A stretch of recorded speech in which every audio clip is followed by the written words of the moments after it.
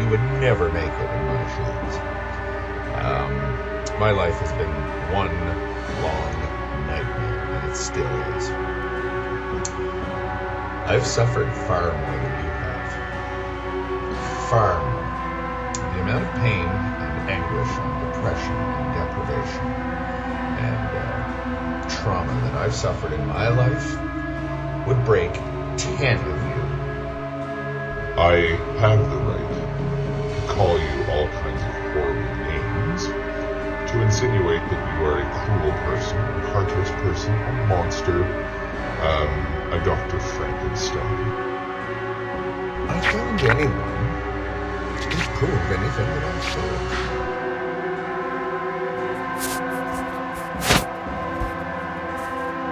Look, it's fine if you don't believe that war exists, but there is a way to get direct evidence. Like I said before, take a torture test. You'll know, right? You'll know. Just do whatever you think is the worst thing. And then blow that up. Okay? Because you are just the worst monster, and that's just the truth. Without even knowing it.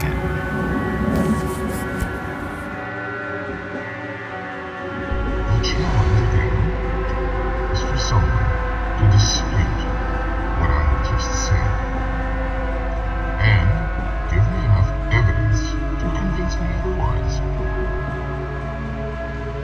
There is no such evidence.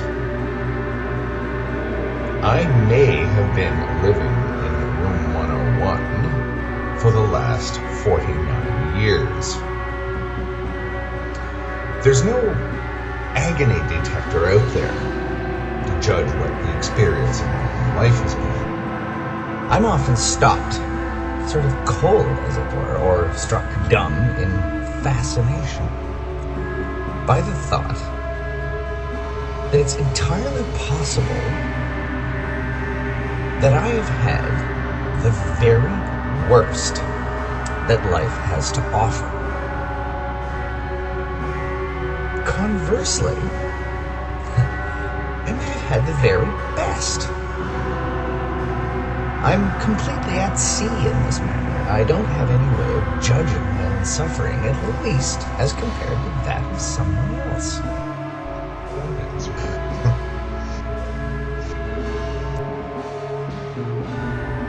It's finally you, just the others, moving in the void, coming into various configurations with one another, but ultimately obeying the same fundamental laws.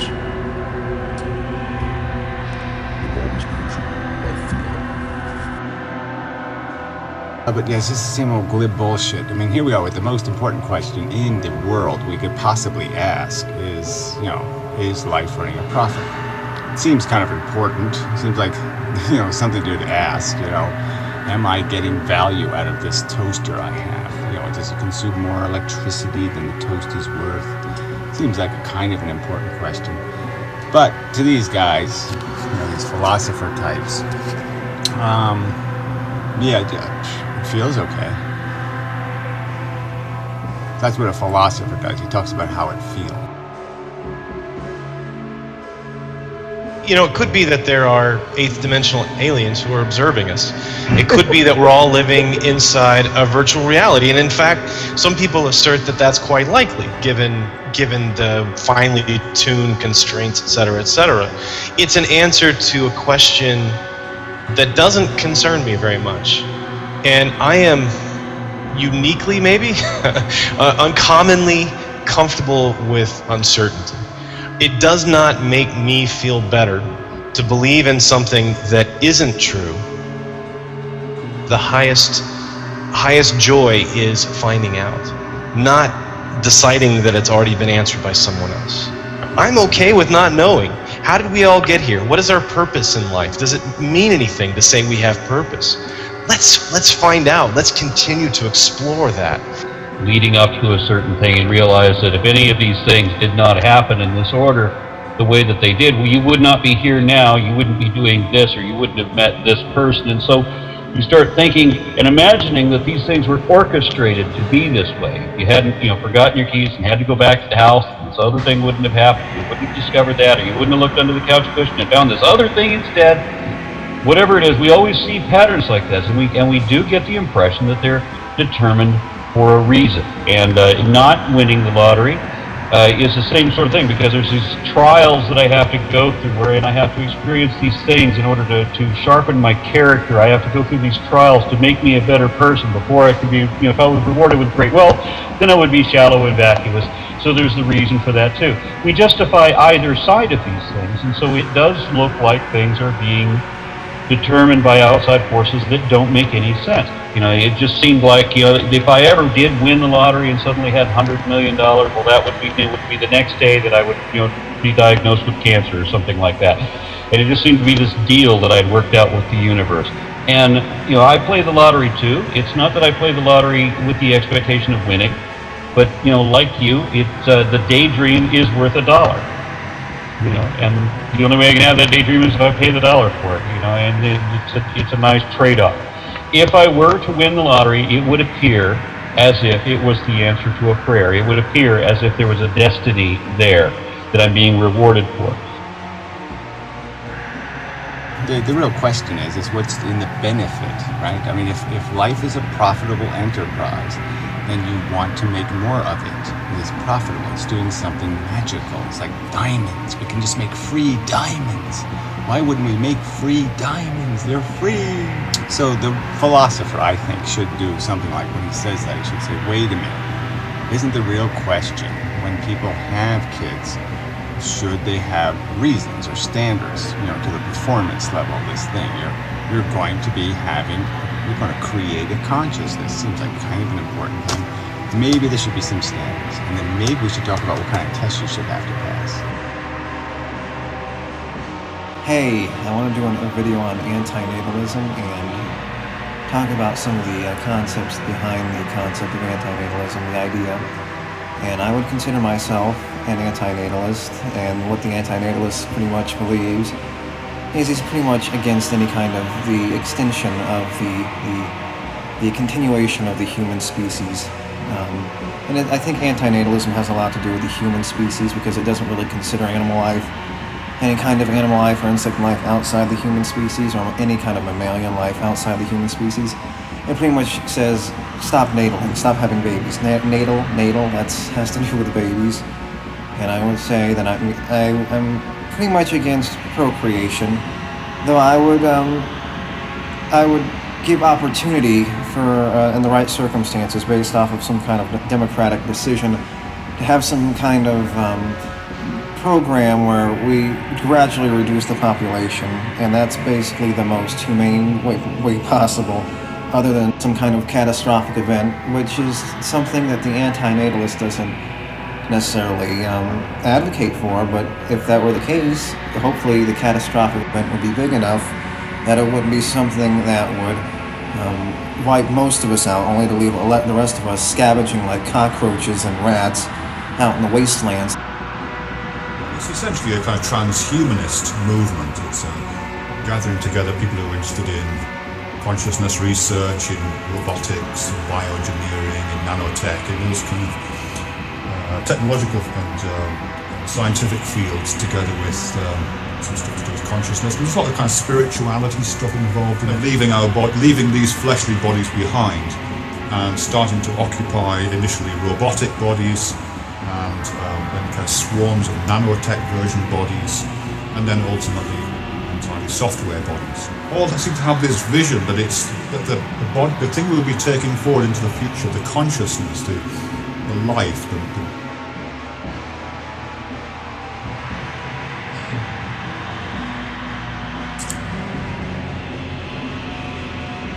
Don't tell me that I don't know what pleasure is.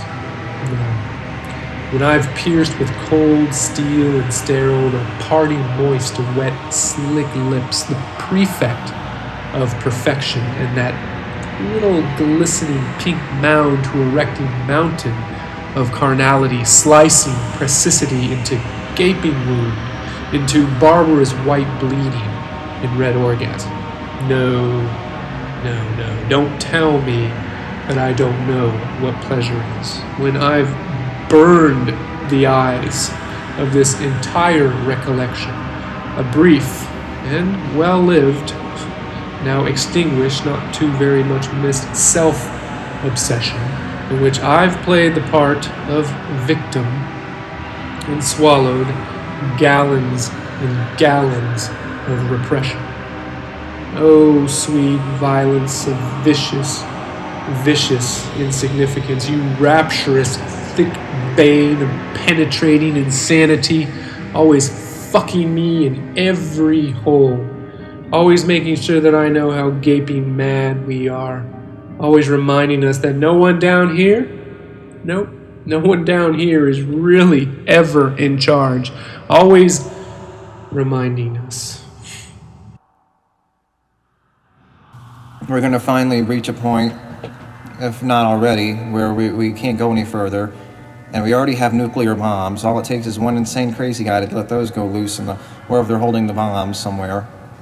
And all it takes is one person. And the more we advance in technology, the more we're recognizing that the smarter we get based off this technology, the more likely we're going to go extinct based off of the abuse or the existential recognition of this life that we're living and the world that we're living in, and exactly what we're not accomplishing, and how that has an effect on the inevitable demise on the human species and all species on this planet in general, all life, all sentient life. And I want to talk about people's perceptions and the excuses, like I've touched on earlier in some other videos, about people's perceptions and how they perceive the truth, if they perceive the truth, based on my own experience and how I perceive the truth, and recognizing how dismal and the dismal nature, the depressing nature, the hopeless nature, the pointless nature of the reality that we're living in. When someone begins with the question, is something real or not? And they're going to try to do the great real shakedown, and they use the word real or is it not real and this kind of stuff. From a person who comes at it through ontology, there isn't anything that isn't real.